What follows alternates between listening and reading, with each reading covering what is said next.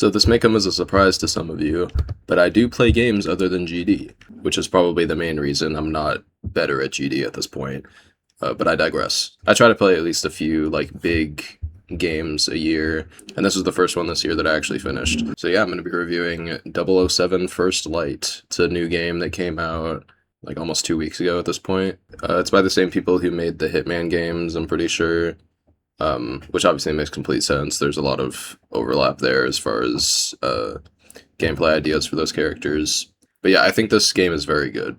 It wasn't really the type of game that I'd usually gravitate towards, but I just remember seeing gameplay for it online just randomly and being like, you know what, this game actually looks pretty fun.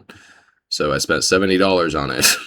But yeah, I wasn't really used to this type of game, this stealth spy type game. So naturally I played it on the hardest difficulty because, I don't know, I wanted to challenge myself, I guess. Did that end up dampening the experience? Maybe, but I'll never know because I've never played the other difficulties. I was more proud of myself that I was even able to do it. I try to play games on the hardest difficulty usually, but I usually don't if it's a genre that I know I'm not good at. I'm just gonna get right into the scoring section because there's not really anything more general I can say about this game. This is my introduction of the game categories, which are obviously different than the movie and TV categories. Firstly is narrative, same as movies and TV. Obviously not every game has a narrative, but in that case I'd just skip this category. This game's narrative covers James Bond's origin, so the lead up to him getting the 007 title. This game is in its own contained universe and is not connected to the films at all, which I think is probably a good thing. You don't want to retcon something from 60 years ago, and it just gives them the freedom to do what they want with their own version / adaptation of the character. But yeah, the story was captivating the whole way through. It definitely kept me engaged. I think Bond is a very interesting character. A lot of the motivations are very clear. Nothing really felt out of character or immersion breaking.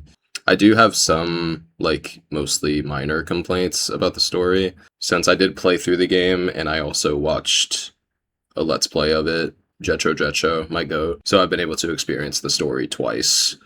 And that second time, some things I thought about, I was like, that's kind of weird. If you want me to go into details about it, just ask me in the comments or something. But yeah, I'm giving the narrative a 9 out of 10 still. I still think it's a great story. Next is visuals, the same as movies and TV. This game looks great. Obviously, I mean, I feel like if you looked at this game for longer than 2 seconds, you'd be able to deduce that. What's more interesting to me if you're making a hyper-realistic looking game like this is what do you do with the visuals? Because games have looked hyper-realistic before. What are you doing that's different or that's interesting? And I think this game does a decent amount of that. A lot of the chapters are quite varied as far as climate and setting. Every chapter takes place in a different country, I'm pretty sure. And, one chapter could be snowing, one could be sunny. Even just night versus day is just engaging to look at because it's something different. While I was playing, I just appreciated whenever it changed. So yeah, I give visuals a 9. I have played better looking games than this, but I still think this game does look amazing, and I'm giving credit where credit's due. Next is sound and music, same as movies and TV. Yet the music in this game, oh my god, dude, it's so good. It constantly makes you feel what's going on, whether you're in a fight or doing a stealth section or running from something. It's just always there, and it always slaps. And the sound design I think is great. A lot of the sound cues for when you get spotted or something, or when an enemy notices another body or something, they always make sense and they always feel like you're in danger. So I think the sound design is also very good. So I'm giving sound and music a 10 out of 10. I think it's pretty much perfect. Next category is gameplay. Here's where we get to the new categories because it's a game, not a movie. Gameplay just encompasses everything that makes it a game. Like how well does it function as a game? And I feel like as far as making a James Bond game, the gameplay ideas here are about as good as you can get. There's, like I said, stealth sequences, there's car chase sequences, there's running sequences, there's CQC sequences, there's gunplay sequences, which I think ironically might be the highlight of the game for me. there are these like license to kill sections where a bunch of enemies are coming after you, and those are like the gunplay parts where you're shooting at them. I always found those sequences very fun. At first, I didn't really like them because the game kind of just does this thing where it's like, okay, here's like 25 dudes, have fun, and it kind of just throws you into it. And I'm like, whoa, wait, hold on, like, what do I do? But I think without that, I never really would have found like my play style for those sections, and they wouldn't have ended up being as fun. So I'm kind of thankful for that looking back.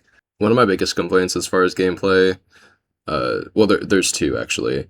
One, I think the platforming, or not platforming, but like when you're like climbing on walls and like climbing up like pipes and stuff, just the inputs for that can feel kind of clunky and unclear about like where you're supposed to go. Like I found myself running towards like a spot where you're supposed to like climb up to a ledge and just like spamming X, like just waiting for him to like actually do it. But you have to be in like the right position to do it, and it's just like I feel like they could have polished that a little more. But my second and biggest complaint with this game overall, the hand-to-hand combat, I think is pretty garbage. I know that's unpopular, but I really don't like it. It feels bad.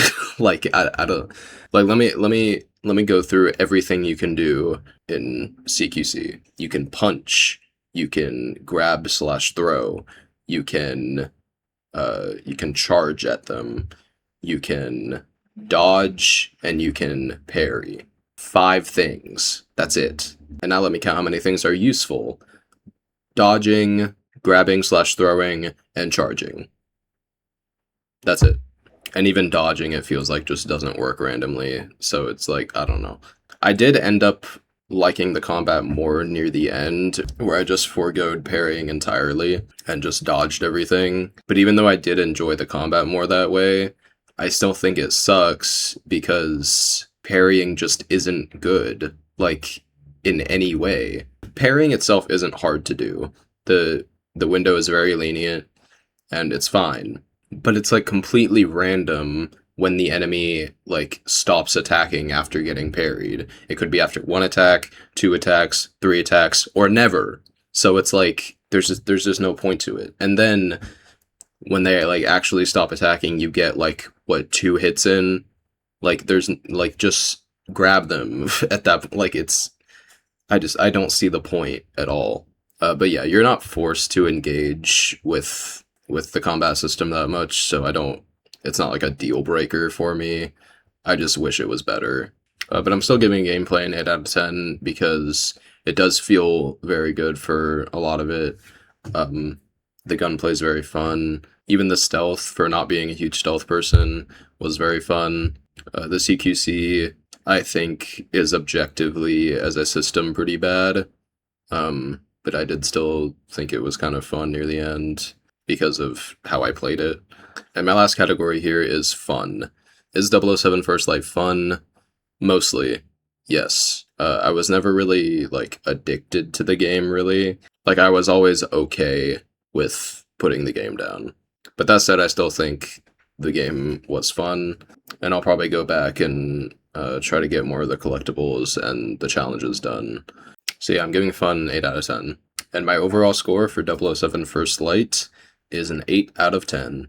I do think it's a very good game. It might be in my running for Game of the Year. And I definitely do see it being nominated. I just think if this is the best game this year, then this isn't a very good year. But the game is very good, and I would recommend it. Probably on sale or something. But yeah, that was that. Hope you enjoyed. See you in the next one.